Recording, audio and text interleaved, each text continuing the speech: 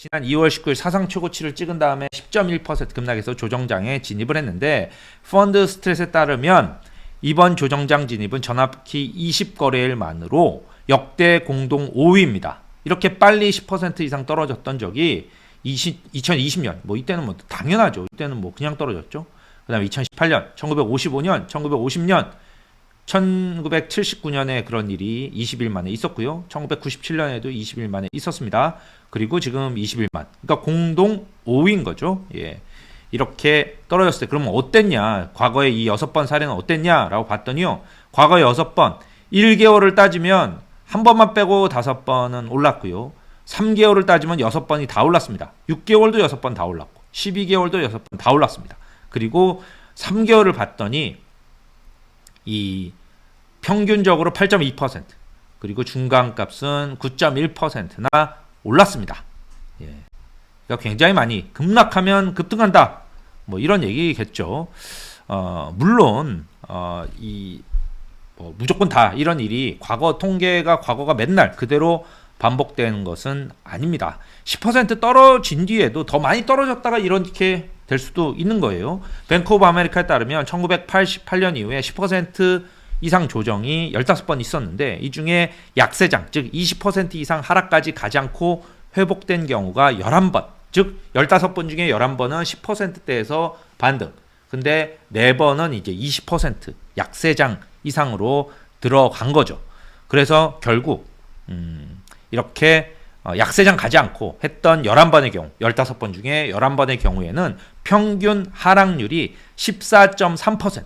거기까지 떨어진 다음에 바닥을 찾고 올라갔습니다. 그리고 그런데 만약 약세장으로 떨어졌잖아요. 그 4번, 15번 중에 4번 약세장으로 떨어진 경우는 평균 하락률이 얼마인지 아십니까? 41.3%.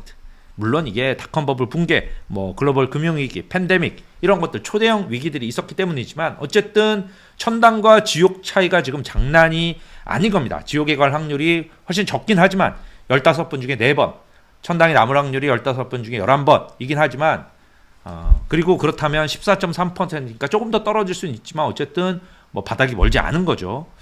골드만삭스의 통계에 따르면 이거는 칼슨 인베스트먼트 각 회사마다 뭐 이제 산출하는 연도가 다르기 때문에 좀 다르긴 하지만 어제 이거 소개시켜 드렸죠. 그동안 이게 몇 년도죠? 예.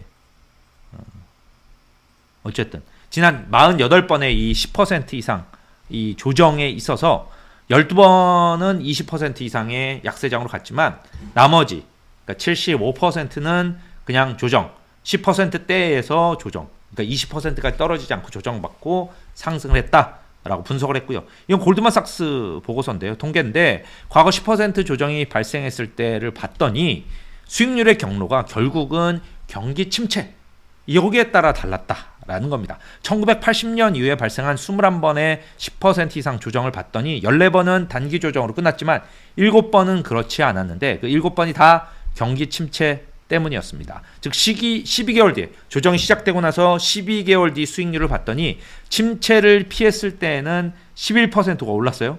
근데 침체를 못 피하고 침체 빠졌을 경우에는 1년 뒤에 거의 1%도 못 올랐습니다. 어쨌든 내리진 않았어요. 예.